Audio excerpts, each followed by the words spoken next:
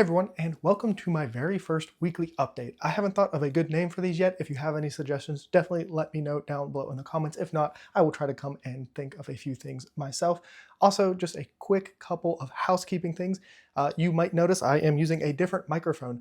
Please let me know how you feel about the audio quality in it. I'm sure I'm going to have to play around with it and everything and get used to it a little bit. And also, I rearranged my bookshelves a little bit, so I hope you enjoy this new look that I have going on, showing off a couple of the different books that I have versus what I had going on before. But with that being said, let's go ahead and get right into the books. And the first thing that I read this year, which is a fun thing to say, and this was a very short read, something I decided to read after I finished Wind in Truth because it was so short.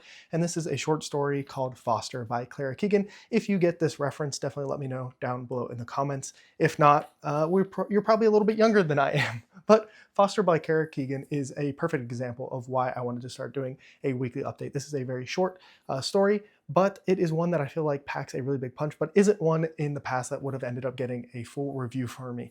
But this book, man, it was so good. I really had a great time with it. I got sucked in, and it just reminded me of some like other classics I have read. For some reason, it reminded me a little bit of Hemingway, which is kind of a weird thing. I don't know if a lot of people would make that comparison, but for some reason, it just kind of pulled me in and made me feel that a little bit. And this is, like I said, something that I already finished, and I did give it 4 stars. So like I said, very big punch packed in a very small package. And it's hard for me to say too much about this because it is so short, but really this is just kind of, we follow a character who is staying with basically a foster family for an extended period of time. I forget exactly the time period, but and it just kind of shows you this connection that is formed between the little girl and the family she is staying with, and just like how quickly little things can impact somebody, and just how important love and care are. And just because I think one thing that spoke to me is just because somebody is family, it doesn't mean that you have like that deep emotional connection. If you are somebody who is like really close with your family, that's awesome. But I think this kind of just shows that just because you're family, that connection isn't always there. That love and that care and those close, interconnections that happen mostly a lot of times with family, it's not always there. And just because somebody can start out as a stranger doesn't mean that they can't get to that point. And I just thought it was a really beautiful story. And Clara Keegan is definitely an author I'm going to check out some other stuff from. I've already gotten a few suggestions about her, and I'm definitely looking forward to checking out some more from her. And this was a really good reading week for me. It helps that the 2 things that I finished this week were very short. And the second thing I finished was The Edge of Tomorrow, and I thought I was pretty funny with my little cover here. And this is by Hiroshi. I wish I could get the last name right.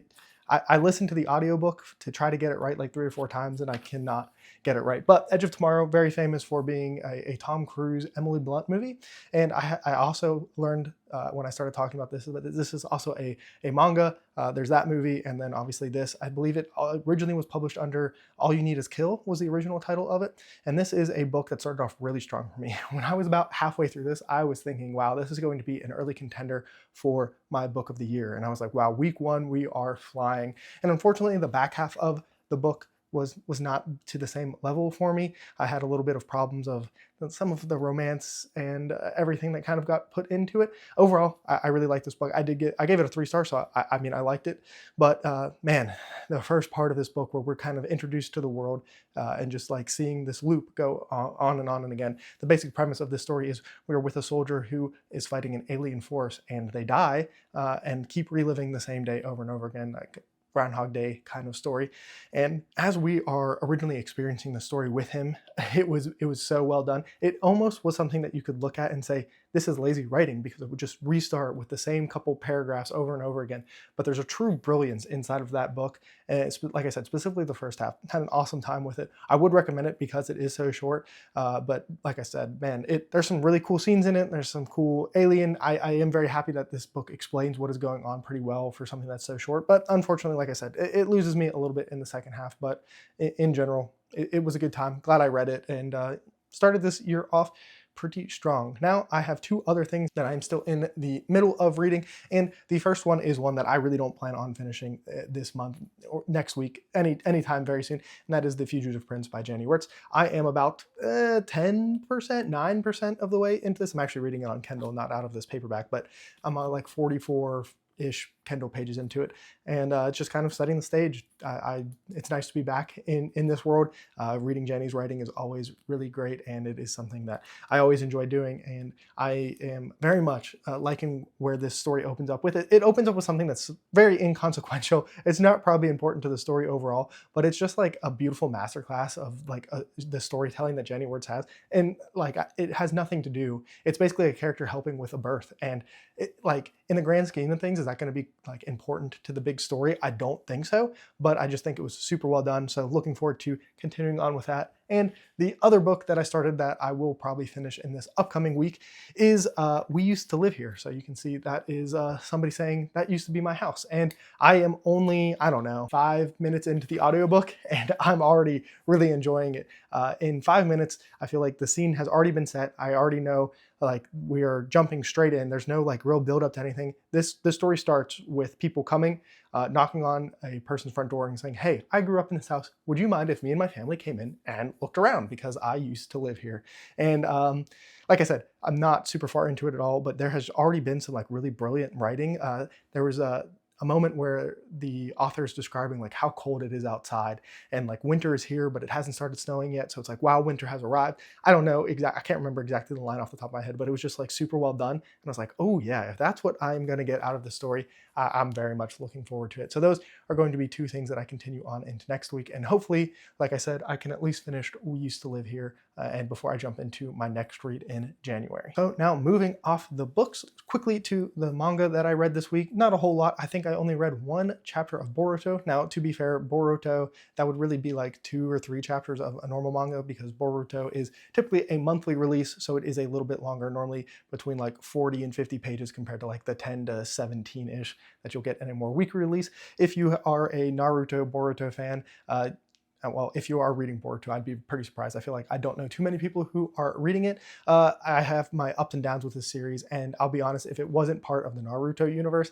it's probably not something that I would still be reading. It has its good moments. It definitely has a lot of downs. And maybe part of the reason is some of the downs are related to the overall Naruto world and just some of the things I feel like it's doing to the legacy characters, but that is neither here or there. But coming up this week, I am planning on trying to at least start Frennen.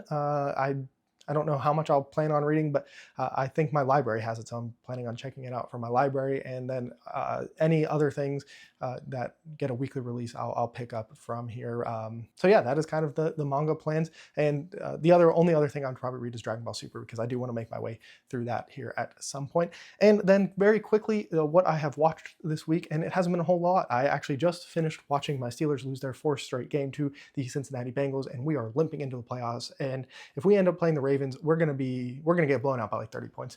This team has really stagnated. George Pickens couldn't catch a ball, couldn't catch anything today. It was really bad. Just bad coaching. I could really complain about the offense and the defensive coaching. We haven't won a playoff game since 2016, and I really think that's starting to show. So it'll be an interesting thing. If we win a playoff game, I feel like a lot of this is going to get washed away, and people will feel good again. But, you know, it's always a struggle when you don't really have a real quarterback. You have the worst wide receiver room in the NFL, and then a very questionable defensive play caller. Somebody I have been skeptical of since, what was it, Keith Butler got booted.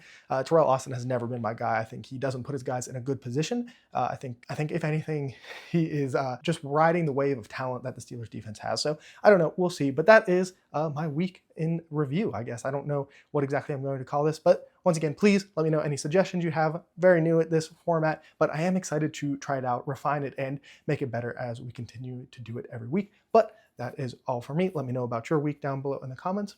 And remember, read what you want when you want.